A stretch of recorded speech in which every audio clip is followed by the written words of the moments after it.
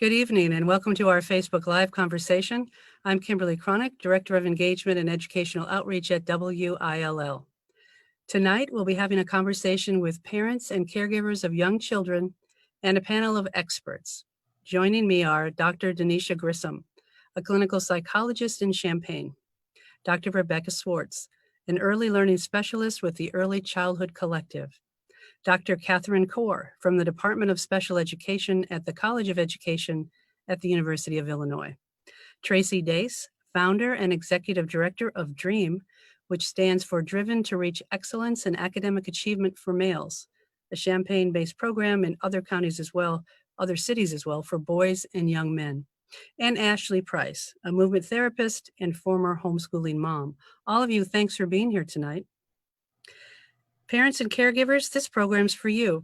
Join us by submitting your questions and comments here on Facebook or via text. Just text the word child to 217-803-0730. That's 217-803-0730. You'll receive a text message back and then hit reply, and you can send your questions and comments for our panelists. Speaking now as parents of young children, panel, what would you say is the thing that surprised you most about schooling your children at home during the pandemic? Rebecca, let's start with you. Sure, I'm so happy to be here. I think the thing that surprised me the most about schooling my children during the pandemic has been adjusting to the idea of dual roles.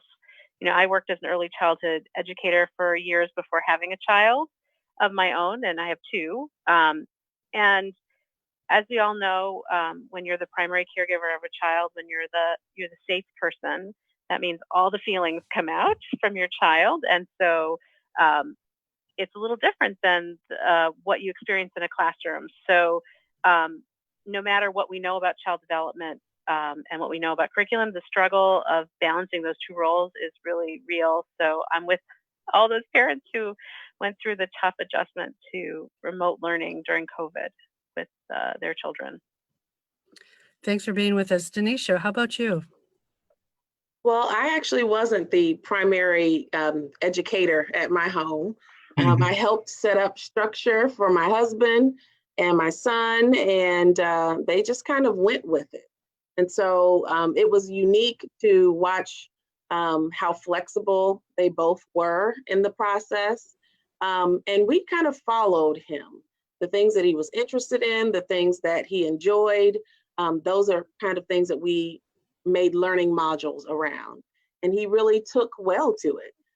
We actually did not use a lot of the resources that the school had provided, just because we were concerned about if he's going to be using kind of online systems and networks, we want to be able to watch him and be observant of what he's seeing and what he's doing. And we really didn't have opportunities to do that a lot because my husband was still working while at home.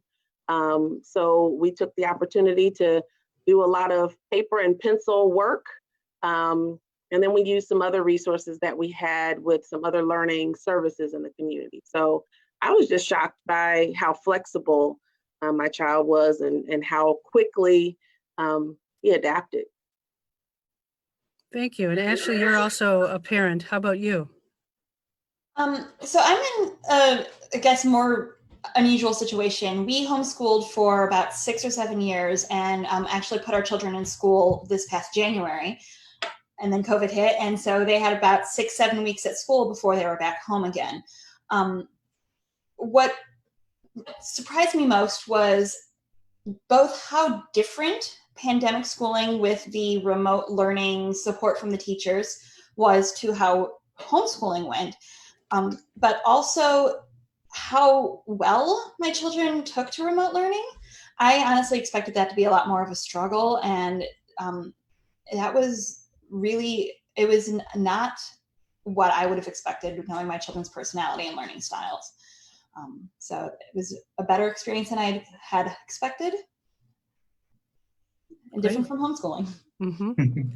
And I know we'll get a little more into that later. I want to go back to Denisha. I did have a question that came up. Some parents might be, oh, I didn't know I could not actually follow the curriculum that was sent home that they were suggesting, but you just gave us an example of, no, you guys did something different than what was sent home. What Yeah. would you say to parents about that, making that choice? So my child has some unique special needs, and the information that the school sent home at times really didn't align with his needs. Additionally, we did not want him to have so much screen time. And unfortunately, a lot of the resources that the school were sending home were intended for kids to be on the screen an extreme, well, in our household, an awful lot, what would be considered an extreme amount of time. And so I wanted us to kind of temper that. And so what we did was we looked for resources online because a lot of places opened up things for free. And so we looked for some of the similar resources that they were doing and offering through the school online. We found those that were printable and would print those off. And he did a lot of worksheets and a lot of little science research projects and things of that nature. One of the things that he began to do is he created, his own little, he has now a Facebook page. And so he'll be uploading some of the stories that he's been reading. He's calling them Our Stories. He loves gardening. So he learned a lot about gardening and the soil. And so we took a different approach and we focused on what are the things that he's really interested in engaged in. What is the school attempting to provide the resources for him to learn from, and how can we kind of match those things up with things that he would like? But yeah, the schools were very clear that you do not have to follow this path, but here are some resources if you need them. Tracy, as one of the providers of services for boys in our community, what type of encouragement would you offer parents and caregivers who are watching this Facebook Live, who are unable to send their children to your program this summer or other programs? Thank you, Kim. First, I would like to say, parents, you can do it. As Denisha shared, over the last couple of months, I've had a chance to see some of the amazing things that parents have created in order to engage their kids in learning at home. And so I encourage parents to continue to expand that creativity and create opportunities for them to learn within the home, but I also want to say creating opportunities for them to learn outside is going to be critical. All kids need physical activity, but particularly we know our boys need to have that outlet. And so any way that we can limit video time, limit TV time and cell phone time, and create some structure for them to learn outside, to be outside, and to engage in some ways to kind of exert some physical energy is going to be important. There's also a perfect opportunity to think about how to discuss and teach social distancing with them outside, because when they return to school, they're going to have to kind of really understand that. So the more that we talk with them this summer, it's going to be important. And last thing, there are a lot of great virtual learning resources out there. Dream, we have some virtual learning and academic enrichment resources, but virtual field trips, all of that's amazing. And then you can take that virtual work and then create some outdoor or home-based experiences based on it. Catherine, what are parents of children with disabilities telling you that they need right now and are not getting as they think about the summer and maybe even the fall? And what encouragement can you offer these parents? Yeah, I think that's a great question. Actually, as you all were speaking, it actually was ringing really true that a lot of these same issues are coming up for parents who have children with disabilities. So this idea of I'm a parent first and foremost. I wasn't trained in occupational therapy. I wasn't trained to be a speech pathologist. I'm just doing the best I can. That's something that pops up a lot. This stress of how do I get my child the services they need in sort of this unpredictable time? So that's popping up. I would say the uncertainty around what will happen in the future. So how we'll transition maybe from this summer period into the fall. So what will school or therapy or play look like moving forward is something that pops up. And then I think just this idea, which Denisha actually touched on, is am I doing it right? So am I doing the lessons right that are being sent home? Should I be doing other things? And so I hope that from this panel, if you leave with one thing from this panel, that you think really carefully about how you are your child's best advocate and you are doing your best through a really difficult time. So I would say that there is no completely wrong way to do it. As you can tell, we're all trying to get by. So hopefully we'll be able to give you some strategies to make it through. Okay, I just want to remind those watching that you have an opportunity to either share a comment or ask a question of our panel during this session. If you want to do it anonymously and because you just feel better about doing that, you can send a text, the word child, text it to 217-803-0730, or in the comment section, you can write a comment or ask a question and that'll get to me. Alex is going to send it to me and then I'll ask the question of the panel. So go ahead and do that now if you're interested in that. We do have some questions that have come in. I'm going to take this question here from Carissa. She asks, how do you keep your younger children, she has children who are 3 and 5, meaningfully occupied while helping your other children with schoolwork? They want screen time since their sister is doing lots of computer work. Rebecca, what would you say to Carissa? Well, I would say to Carissa, it sounds like the story of my household because I have a spread of children in of 5 years between my children. And one thing that I've talked to my younger child about is that work can look different for different people. People have different jobs. So by setting up some things that are his job as a kindergartner that are only for kindergartners, that seems to help him feel as if he's getting an opportunity to do the things that my daughter is doing. I share some of the same concerns that Dr. Grissom shared about screen time. There was a lot of screen time involved in remote learning. So I did try to pull back a little bit on some of that and have my daughter do some more paper and pencil as well. For example, we did a sketchbook time together every day. We did, which was a routine that we could both share in and everybody was doing the same work. And also we found some ways to read together and also to assure my younger son that he also would get his turn to do those exciting screen things in moderation. And actually, I should give a shout out to my daughter's 4th grade teacher in the Urbana School District, Mrs. Leroy, who also arranged for Ari to get on some of the apps, even though he wasn't enrolled in the school yet. So he was able to do some of the preschool appropriate ebooks and things. So I think finding that balance is the key, but also being honest with children that they have different things that they're learning about based on their ages. And then of course there's also remote learning for cats, which is why my cat has now decided to join us. So if you see ears, that's what you're seeing. Thank you. Ashley, what about you? You have some children that are a few years apart. How would you answer Carissa's question? So my children are 3 years apart, and this is a really common situation that homeschoolers deal with. At one point, I had a 3 and a 6-year-old, a 4 and a 7-year-old, and my younger one always wanted to get involved when I was working on schoolwork with my older one. Anything that you can do with them together is really helpful. We did a lot of read alouds, especially in their early years. I'm still keeping up with that actually, and having both of them involved for the read alouds was really helpful because, you know, it's beneficial for everybody, but it just became a lot easier to do schoolwork with both of them together.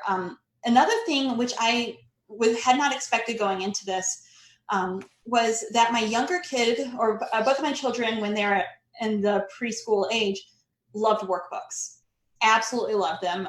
And so I could be working on something with my older child and pull out the workbook for my younger child. And then he felt like he was really involved, that he was doing schoolwork too, and he was going to school just like his sister, and stay occupied and reasonably quiet. My kids aren't quiet ever, but you know, as much as you can. And because of that, we wound up developing this routine of we sit down at the kitchen table doing schoolwork right after breakfast. And we were able to continue that as we homeschooled through the elementary years. And I think another thing that we did in our household was to have a work box for Ari so that he could have things such as, I think I had some little pop beads that were for fine motor and some kindergarten writing with some highlighters, so that he could do some tracing of lines, because I wanted him to develop some of those fine motor control skills, or letter cards, or letter magnets, so he knew what was in his work box. And we made a point of calling it schoolwork, even though he's a preschooler, so he could feel as if he was included. Thank you. We have a question from Melissa, and she is asking, how can I best support my 5-year-old who is desperately lonely right now? I have my husband and can text. My 15-year-old has FaceTime, but even video calls are not the same for the little one. He just wants to play with other kids, and it's breaking my heart. Denisha, how would you respond to Melissa? Yeah.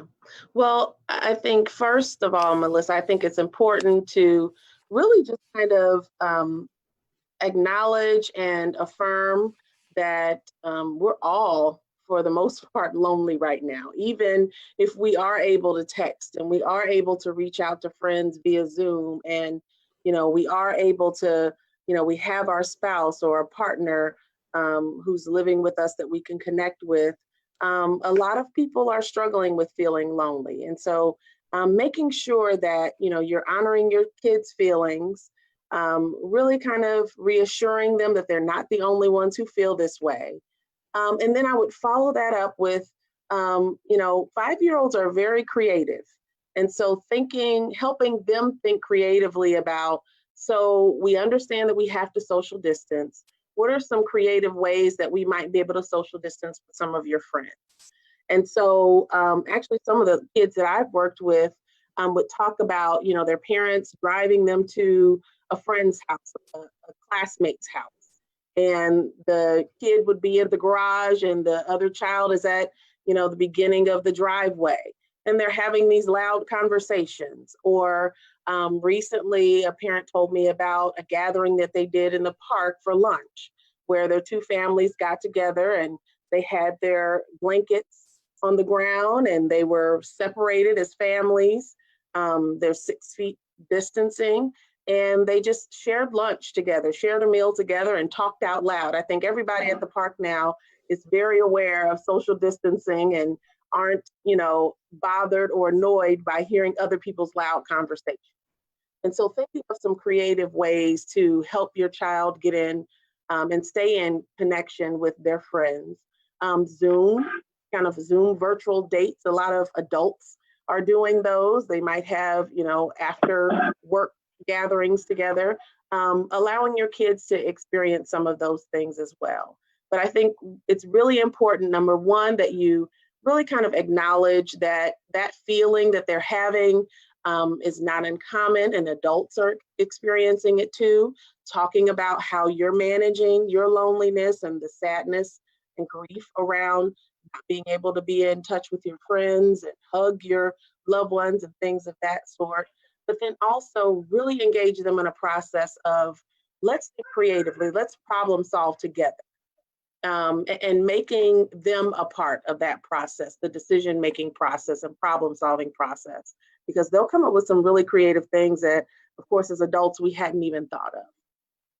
And Denisha, how would you explain to a 5-year-old why we have to do social distancing right now? How would you explain the coronavirus, which is really the reason why we're having to do all of this or not do certain things?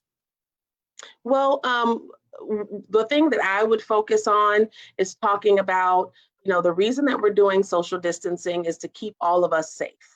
And so although one person might have a little sickness and not have symptoms, another person can have a sickness and the symptoms would cause them to be hospitalized or cause their lives to be lost. And so talking to kids about, we're doing this to keep ourselves safe, our family members safe, our loved ones safe, but we're also doing this social distancing in order to keep everyone else safe. And so we're all working as a big community to do our part in helping minimize the number of people who get ill and helping to minimize, the people who may be vulnerable or more sensitive to the illness from having really, really bad experiences with it. I don't know if others are experiencing this, but I would like to just mention that I think for many children, who are age 5 or so, it's very difficult to conceptualize what is a virus. I can't see it. And they've seen a picture perhaps of the coronavirus, which has, those red spiky things on it. And I know we talk a lot about the red spiky things, and trying to get them to understand that the scale of the virus is much, much smaller. You have to have special tools to see it. Those are the kinds of things that 5-year-olds still need explained over and over until they start to understand. But it's much easier for older children to get a sense of what that really looks like. It's very hard to think of why we're staying apart for something we can't see. Yeah, and Rebecca, if I could add to that, I think it is hard for kids to understand. And I think when we work with young kids like toddlers, we're trying to teach them about safety concepts around washing your hands, looking both ways before crossing the street. And so I feel like we're hitting this new point where this is going to be part of our safety conversation that we teach toddlers. And it's not something that we've done before.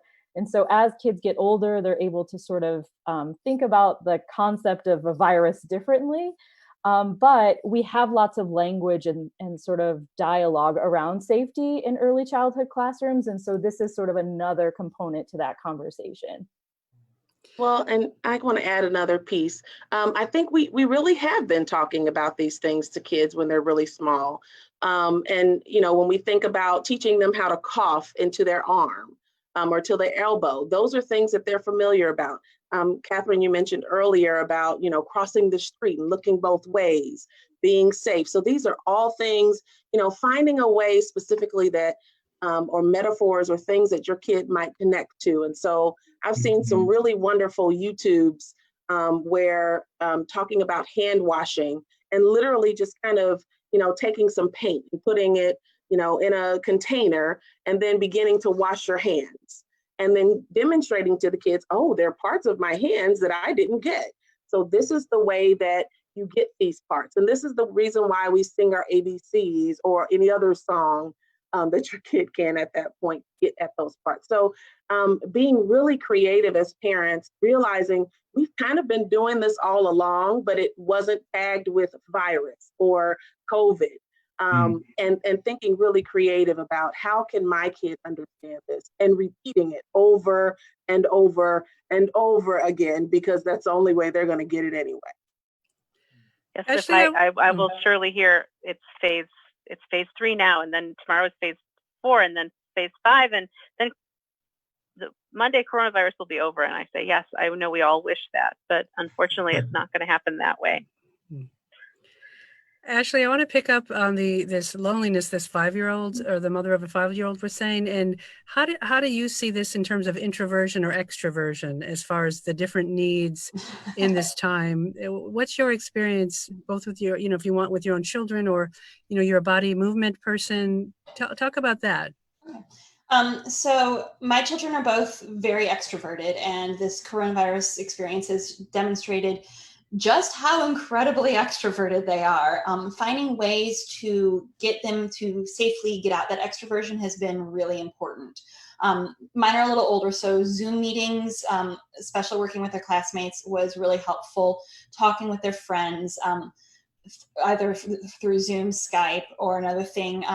My husband actually put together a D&D campaign. And so they are doing D&D via Skype with their oldest friends who are the same age as them. And it's been tedious and adorable at the same time. So there's some of that. Movement has been a really big way that my family handles everything.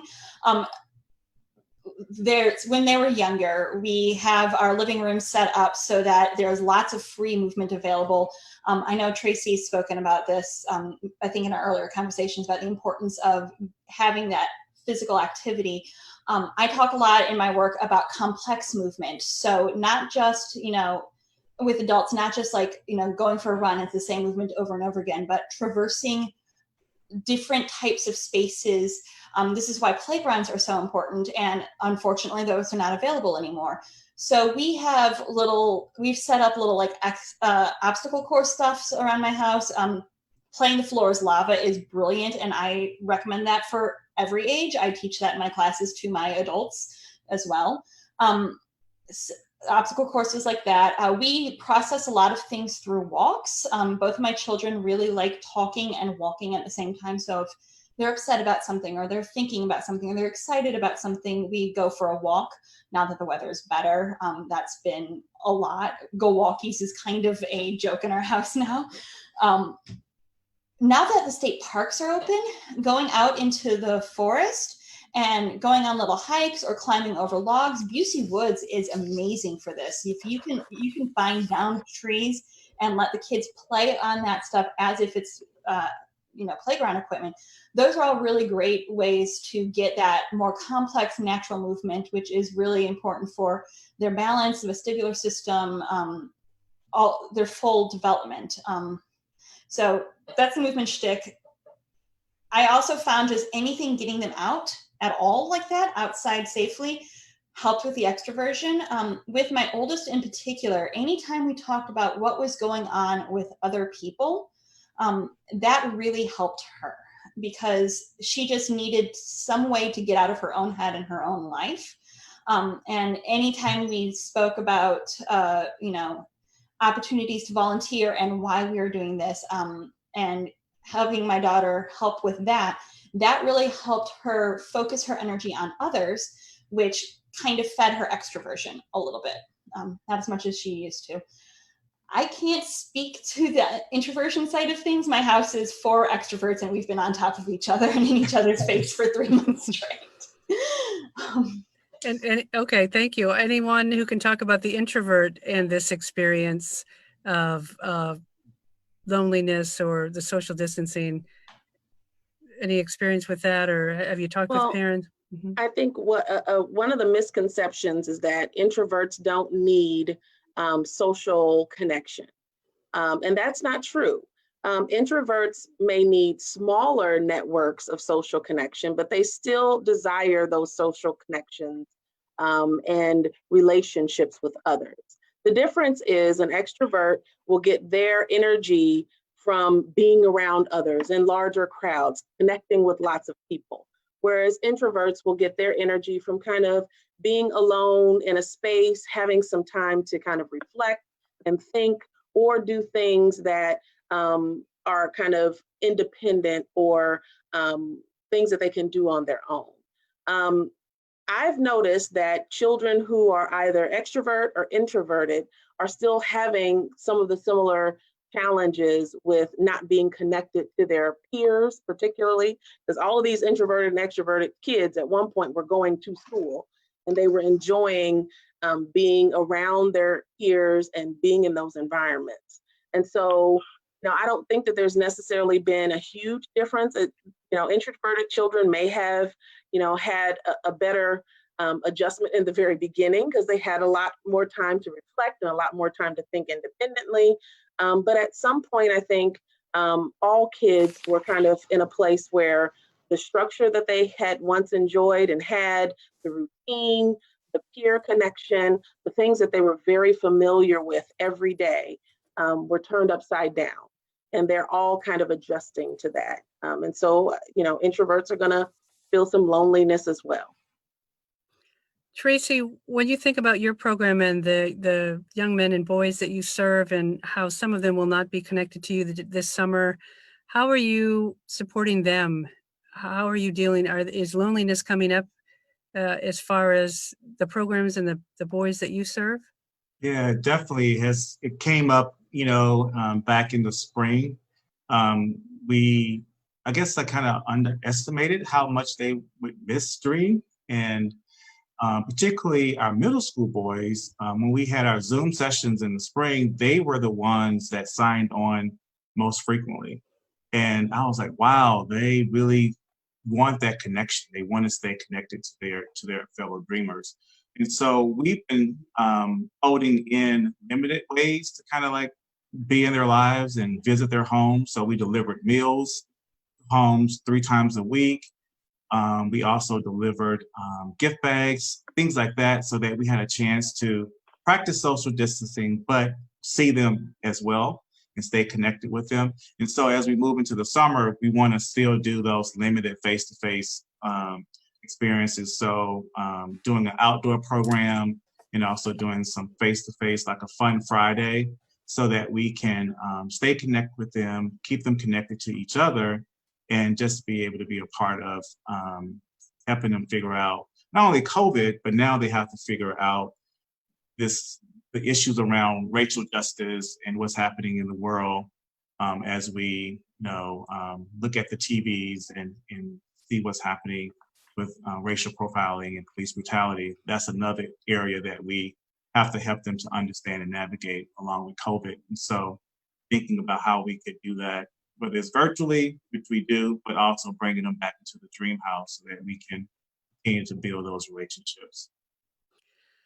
We did get a text question that's right on the time with this conversation where we're at right now. The person asks, along with explaining social distancing, how or what are the best practices of educating young children about the current events?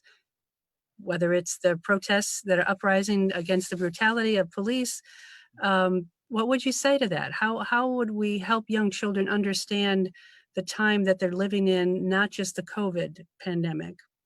I can jump in on that one. So one of the ways that we are doing, or we're kind of interacting with dreamers is through a book.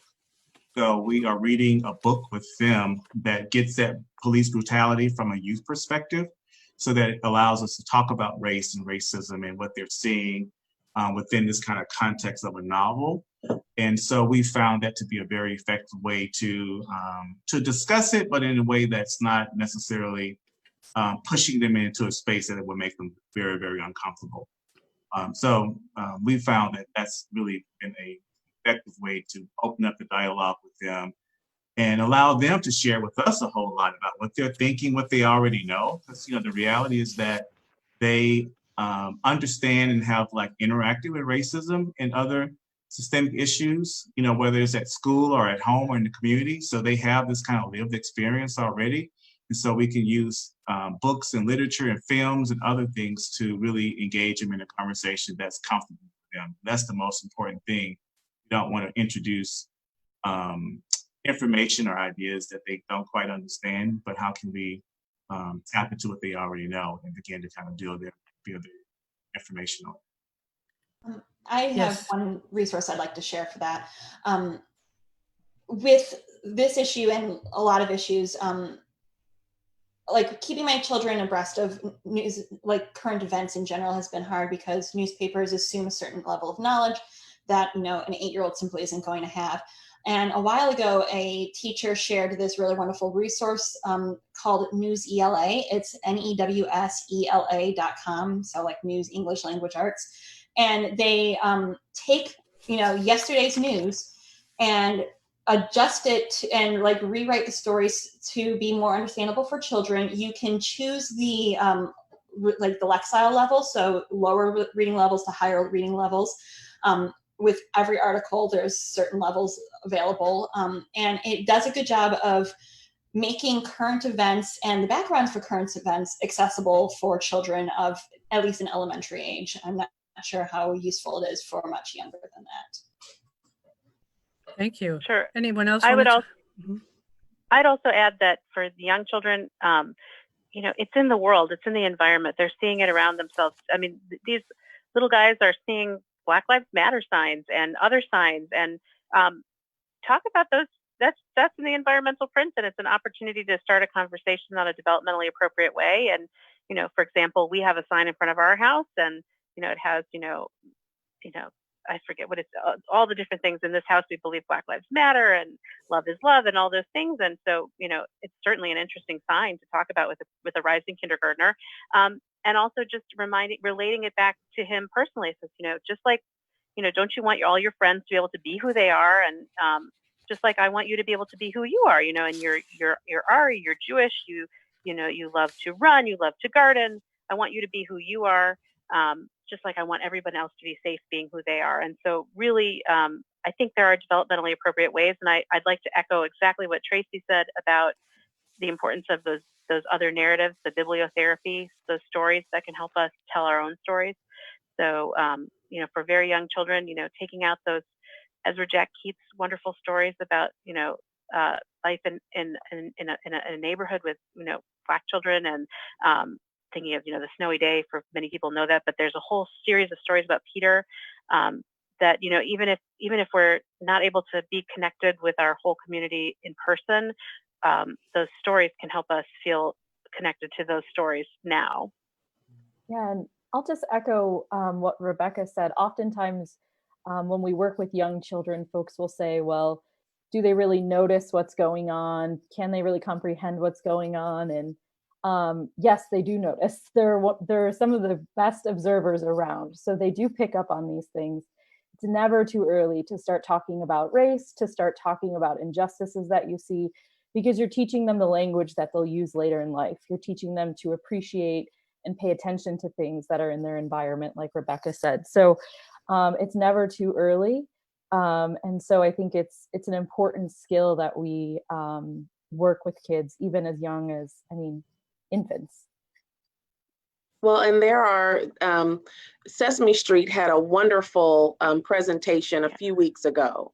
And so a lot of parents, the biggest question is, how do I talk to my 2-year-old about this? Or how do I talk to my 5-year-old about this? I would encourage everyone to just literally pull out that Sesame Street episode and play it. There are also some wonderful resources on Reading Rainbow. You got to dig deep. But Reading Rainbow, there are a lot of books that were recommended during that time around racism and racial injustice. And so there are a lot of resources out there, particularly for parents who literally are like, I don't know where to start. And quite frankly, I don't know a lot about it and where to start. That Sesame Street episode, it was fantastic. And it hit everything from a 2-year-old to, a 40-year-old's heart. And so I think that would be a wonderful place to start. Going back to Reading Rainbow, so LeVar Burton has a podcast where he just reads. It's literally LeVar Burton reads. So Reading Rainbow for grown-ups. Some of the stories that he chooses has been more accessible to my children, and so we've listened to some of that. And lately he's been doing, or at least a couple months ago, I haven't listened in a while, he was really focusing on sci-fi and fantasy from Black authors. And so just bringing those short stories out along that. So more of a resource for the grown-ups out there, but if you love LeVar Burton, it's a great job. And I'll give a shout out to, sometimes we don't like to have too much screen time, but one really effective way to use screen time with young children is to do those ebooks. And if you do have access to the school district's libraries or the Tumble Book libraries, you can find curated lists of books to talk about these issues on those. Epic has, which is I know both school districts in our area are using, has a curated list about racial justice and social justice that you can use with your family. And then if you're not aware that the libraries are doing curbside pickup and will open soon, that will be another way to access those resources. And I just want to give a shout out to Kelly Blandon of our education department, who's in the chat right now on Facebook. We have a lot of resources as well that we can help parents of different ages. So if you need PBS resources, which of course Sesame Street is and Reading Rainbow was, just let us know. We'll be happy to also send you some lists as well, or collate the discussion that was said here and give those to you as well. You're welcome to call in you're welcome to text a question or a comment about our conversation, or if you have something that you need to know from our experts about how to survive the summer. If you're a parent of a young child, it's really easy to do. You can write a question or a comment in the Facebook chat right now, or you can text the word child to 217-803-0730. That's 217-803-0730. Just text the word child and you can be part of this conversation as well. I want to go to Catherine. We have a question that came in from Shannon. She has a developmentally delayed 8-year-old, and she received lesson plans for her son based on her children's own age, development capacity, and she's lacking direction about what he should be learning based on his own abilities, even though she asked for some direction. She says she's doing her own thing with what I think he can handle, but haven't been given direction. He should have a specialized lesson plan, I would think. Is there some kind of assessment I can give him to determine what I should be doing with him academically? I'm also concerned about his social skills at this time, as he is an only child. I would welcome any direction that you could help me and him not regress interactions with his peers, and he doesn't have interaction with peers he doesn't have an opportunity to interact with peers. Yeah, thank you for the question, Shannon. And I'm sorry that this situation is happening to you. I think I think you should know that it's common for parents of young children, both with and without disabilities, to sort of feel at a loss for what they're supposed to do, even though they may have an assignment or a beautifully laid out lesson plan for the week. Oftentimes it just doesn't go according to plan, or you yourself are a little lost about what's supposed to be happening. I think of a couple of things. You asked about if there's an assessment you should do, and I would say not necessarily, but I would say that as you've heard from our discussions earlier, one of the biggest keys is finding out what your child likes to do. So Rebecca talked a little bit about how her kids like stickers, and Ashley talked a little bit about how her kids like workbooks. So I would really recommend that you start by thinking about your kiddo in particular and what does he love doing. And from there, you can really think about how to get creative. So if your kid really likes to be outside in the dirt, perhaps you spend time digging for worms or catching lightning bugs, and you build in ways to think about literacy or counting from there. Oftentimes, I think we're sort of, for those of us outside of education, or maybe even in education, we think that there's sort of a magical curriculum that we're supposed to be following. And really good teachers, especially in early childhood, do three things really well. They're very responsive to the children in their classroom, so they create a loving relationship that's reciprocal. They create consistency, so they try to have some kind of schedule, even though it won't be the same every day. And they always try and build engaging opportunities. So that might mean trying and failing. So perhaps you get really excited about filling up a baby pool with some water to try out a science activity, and you realize your child really hates getting wet. That's okay. Teachers experience that exact same failure, so you don't have to do it perfectly. So my recommendation would be to think really carefully about what you enjoy doing with your kiddo, and then think about ways to sort of interweave some of those academic skills.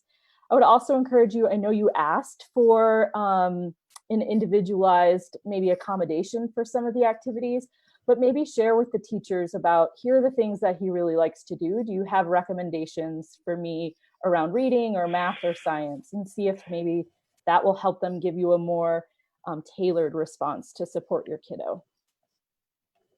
And I'd like to add additionally, I think at this time, a lot of parents are really struggling with the thought that, our kids are not in school. And what does that mean about their future? I think what we really have to get our minds set on is we are in a crisis, and things shift in a crisis. And so if you're able to get your kid to learn for 5 minutes one day, and then another day it's 60 minutes, and then another day it's no minutes, finding other ways to appreciate the learning that is happening on those days when it's only 5 or 0. Because having social interactions, having conversations with your kids, putting together puzzles, or just sitting with them and chatting or playing, all of that is a part of the learning process. And so I think a lot of parents are really focused on, our kids need to be doing this work, they need to be studying, they need to be doing this, they need to be doing this learning activity. We're in a crisis. And when we're in a crisis, when in the midst of a crisis, really kind of a national, really a global traumatizing event, we're at a place where we need to survive. And so that's what the focus should be on. The focus should be on surviving, keeping ourselves safe. And if we can slide in some learning in that process, that's great. If we can't, rest assured that the entire world is experiencing what we're experiencing. And so our kids are not going to be behind. They're going to be just where they need to be. And when they start school in the fall, or however school gets started in the fall, they're going to be just where they need to be. And teachers are going to be there to kind of pick up where they left off and move flexibly towards the future. You mentioned that we're in this crisis, this very stressful time, this extraordinary time. Nancy wanted to make the point that it's important for parents to be aware of behavior changes in young children, as behavior may indicate stress. Who would like to pick up on that? Denisha, would you like to Yeah. start with it? Yeah. Mhm. So a lot of us are noticing that our children are exhibiting some behaviors or just a little more irritable or just frustrated more than usual. Um, I want us as adults to really think about when we're put in a pressure cooker, what usually happens? How do we respond? You know, some of us get a little short, we get angry, you know, we have a short fuse, or we just need some time alone, we might withdraw. Um, Kids respond the same way. The difference is a lot of them aren't able to articulate how they're feeling. We have the words, usually we have the words, usually we have the means in some ways to kind of help ourselves express those words or those experiences in healthy ways. Our kids oftentimes don't have that. And so a lot of people will notice that their kids, you know, their behavior is different than it once was. You know, kids may be a little more talkative than typical. They may be a little more irritable. And when I say talkative, parents, I'm meaning they're annoying you. Um, they may be a little more irritable than usual. I was trying to use a nice word. They might be a little more irritable if there's multiple siblings in the house. They're fussing, they're arguing, they're fighting. Taking those as opportunities to literally have more discussions with your kids about, as a family, as a team, this is what we're going through together. And we need to figure out ways that we can work together to resolve our challenges. And I think that will help us as parents. Great. I have another question that's come in. This person is interested in recommendations for a 9-year-old. Just getting through the summer. Anyone want to address a 9-year-old and the different, you know, where they're at developmentally, how you would approach this summer learning, socializing with a 9-year-old? Rebecca, or I mean, maybe go to Tracy. Tracy, because you also have a little bit older kids. Any suggestions? Oh, Tracy, I think you're muted. Let's see. Yeah. I always forget to There unmute you go. myself. You're good. I would say take advantage of the resources in the community. I know the Park District has kind of like a take-home bag kit for kids. Again, I want to share that dream. We'll have some virtual and face-to-face programming. The Boys and Girls Club has programming. There's just so many ways to build out some opportunities for kids to be engaged and learn and grow over the summer. And so just kind of diving into all of those resources is one suggestion that I have. And, you know, just listening to the panelists, I think we have to really focus on spending quality time with our kids this summer. And we could do that within this context of learning, right? But it also could be the social emotional focus. It's just really spending time and sharing and getting to know each other can really create, you know, a powerful boost for our kids for the school year that we need to really think about. So, you know, maybe not focusing so much on structured programming, but really just thinking about going back to just interpersonal communication, interpersonal relationships, and just family bonding. It's a beautiful time. You know, it's a scary time, but it's really a very beautiful time to do that in the middle of COVID and what's happening this summer.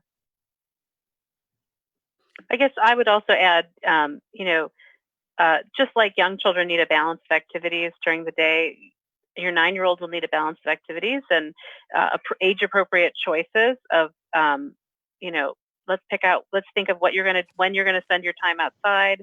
Let's think of when you're going to work on your thing that you're interested in. So it's a similar process to what we would do with young children. And, you know, as we know, when children are stressed, they go back to the way that things that they needed when they were younger. And so your 9-year-old, I would say, may need a little more structure to be able to get that balance. So I think giving those appropriate choices, you know, this is how much screen time you can have, and then I expect that you're going to do this, this, and this, and you can write down, because as practice for writing, you can write down what you're planning to do for the day while I work, or when we're going to be together. Those are things that a 9-year-old can definitely participate in. Ashley, do you want to add anything to that? So my kids are actually both right around that age. I have an 8 and almost 11-year-old. And they are both really enjoying the space in their schedule right now to really dig into whatever it is they're passionate for. And I just want to mention, I'm sure I'm not the only one who thinks this, but learning isn't linear. There's a lot of really interesting things that kids learn without it being like a scheduled activity. Or that doesn't necessarily look like schoolwork. My older child has been spending her days drawing and actually co-writing a story with her friend online through Google Docs. So they are going back and forth, writing chapters, discussing all of this, and that's been hours a day. And yes, there's some screen time there, but there's a lot of other stuff going on with that. My younger one is really obsessed with Legos. And so if you have a kid of that age who's really into Legos, there are a lot of really amazing resources out there. And I'm just mentioning this because I didn't know about this until recently, and we're really into Lego in this house. But he's been building puzzle boxes and like manipulable machines, like a candy machine, a pinball machine. There's a lot of like independent designs out on available on YouTube, and so my kids will he's taking all of his Legos, finding new stuff to build with them, and then cribbing from that and building more stuff. And it's just been really neat watching him go through the whole engineering process every morning with Lego. So there's a lot of space, like there's a lot of resources out there, and kids do, I think, benefit from having space to dig into whatever it is that they're really into. And even just cardboard boxes can provide lots of opportunities. So it doesn't have to be fancy, Right. Legos Plus, that's one of the tricks that I used as an early childhood teacher, as a teacher in my classroom. Add one more thing to something you've already done before. So, adding a roll of tape or a box to, or some utensils to the mud play. We have an old muffin tin, and boy, we've been having fun making mud muffins. It doesn't have to be fancy to be, enjoyable, fun learning. Yeah, and to build off of what Rebecca said, some of the activities that we use in early childhood are, obviously we do them with guidance. So, things like baking, gardening, puzzles. You could write postcards, but all of those activities are also great for older kids as well. So if you have kids who are sort of in two different developmental places, you can still do those activities. You might just change up the sort of guidance that you use for it. But all of those things, they don't have to be fancy. You don't have to buy anything particular, special to do it. They're just activities that, as Tracy said, sort of bring you together to build that connectedness. We have a question here from Amy. She has an introverted 2-year-old who's very happy as a clam to be banned from all human interaction. He's never been to daycare. He's not been babysat very much, but she thinks now he's pretty ripe for some learning from his peers, and she wants to know any tips for the summer. Also, if she were to start him in daycare preschool, would that be a good idea? Because if she did, she said he would definitely be, in all caps, that kid who's never spent a day away from mom. Denisha, how would you talk with Amy about her introverted 2-year-old? Yeah, well, Amy, just rest assured that your 2-year-old would also be in line with a lot of other 2-year-olds who are going to be that kid when they start school. And a lot of parents are going to be those parents as well, who are either sitting in their car or just kind of hanging out around the school building after they drop them off. Because they're sending their babies off to school or daycare for the first time. And so one of the things, I want to encourage you around is, although your child is an introvert and, they may not have had a lot of experience with people outside of, kind of immediate family, parents, close friends and family members, when they start going to preschool and daycare, a lot of the purpose of kind of the learning that they do is really around social development and them learning to interact with other children their ages, their peers, and getting them engaged and learning how to share. Just some of the basic social learning developmental things that we think about. And so, I don't think it's, necessary for you to rush into that process or necessarily be concerned that your child is not involved in that process. And quite frankly, when your child gets involved in that process, the teachers that are around your child will notice, oh, they need a little more time to themselves. They don't prefer to immediately come into the building and, gather in a circle and play with the other kids. They might, venture over into the corner for a while, read a book, flip through a book, and then they'll join the circle a little bit later when it's time. And so every child has, a different temperament. They kind of move at their own pace. And so I just really want to encourage you and let you know that when it's time for them to go to school, the teachers will be ready and willing to adjust and be flexible. And your kid will find kind of their way in school. And if they're that kid, like I said, they're going to be that kid with several other kids who are that kid as well. So the teachers are ready for that too. We have about 5 minutes left. I want to stick with you for a minute, Denisha, because Unit 4, one of our local school districts, issued a statement this week about 3 possible options for the fall: in-person classes with restrictions, a combination of e-learning and in-school learning, or just e-learning. The summer is one thing, fall's coming. Do you have any suggestions for parents, or now that they're faced with these 3 possible options? Is there anything they should be doing right now? Should they just relax? What would you say? I'd love to tell parents just to relax, but I know that as parents, we won't just relax. So what I'm aware of is it's very likely that Dr. Zola sent that message to parents so that they have some direction and know that, the school is thinking about this, and we don't know what direction we're going in at this point, but these are the things that we're considering right now. A lot of reasons that they likely did that is because parents are really eager to know, what are things going to look like?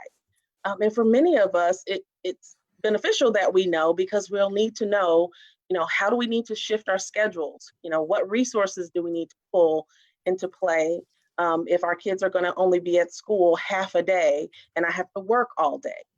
And so some of that was just kind of preemptive, giving parents some information and allowing them to get a look or a glimpse at, these are the things that we're talking about. These are the things that we're considering. And so I want you to be prepared. So I would love to tell parents, don't, be concerned or worried about this process. But I also know that parents have lots of questions. So I would encourage you, I think in the message that Dr. Zola was very clear. If you have any questions, please let us know. And so I would encourage you to follow up and let them know that if you have any questions. Thank you, Denisha. Tracy, any final thoughts for parents as they face the summer and look towards the fall?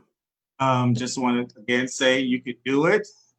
Stay consistent and be flexible. If you're trying to do some type of summer learning for 90 minutes and there's resistance, then cut down to 60, 30. Co-create those schedules with parents, with your kids as much as possible, and try to just have as much fun with your kids this summer as you can. Thank you. Rebecca, what about you? I guess I'll say that a message I wrote to myself on our whiteboard, on our things to do list, the first thing is breathe, and try to take things one day at a time. But the word breathe is there, and I see it there, and it reminds me that it's important that we're going to have to just learn to deal with things as they unfold. And it's very difficult, but we're all doing it together. So, find people who can support you in that so you don't feel so alone, even if it's virtual support. And the other piece I would say is to find joy where you can, and find moments to enjoy, whether it's, as we've been doing, making mud muffins or celebrating the first strawberry in our strawberry bed that we picked. There is, even in a difficult time, a way to find those joyful moments. So I hope that others will find that too. Thank you, Ashley. And you? Oh, I might have cut you off. Okay, go ahead. Cool. Hi. So what everyone said, be flexible, creative. That really helps. Keep in mind the importance of movement. It doesn't have to be directed, but make sure, I would recommend making sure there's space in your schedule or your child's life for free physical movement, physical play. And also, as I guess the veteran homeschooler here, I will say that home learning does not look like school learning. And going into the fall, we don't know exactly what's going to happen, but homeschoolers don't spend 6-8 hours a day working on schoolwork all the time. On average, it's in late elementary, I'd say it's maybe 2 to 3 hours a day to get through all of the material, and that's totally fine. So you can relax. There is a lot more time than you think. Thank you. And Catherine, you will give us your final thoughts before we say goodnight. Yeah, I would just say that just know that you're not alone. I think lots of parents are experiencing this struggle right now. And also take some time to take care of yourself. So this is an incredibly stressful time right now. And in order to really create a happy, healthy home for your kiddo, you're going to have to take some time for yourself. And that's okay. You should do that. So yeah, I think stay safe and you're doing the best you can. And there's a lot of other people in similar shoes right now. My thanks to everyone who joined us tonight, parents, caregivers, and our panel. Have a good evening. Good night. Thank you. Bye. Good night. Thank you. Thank Bye. you.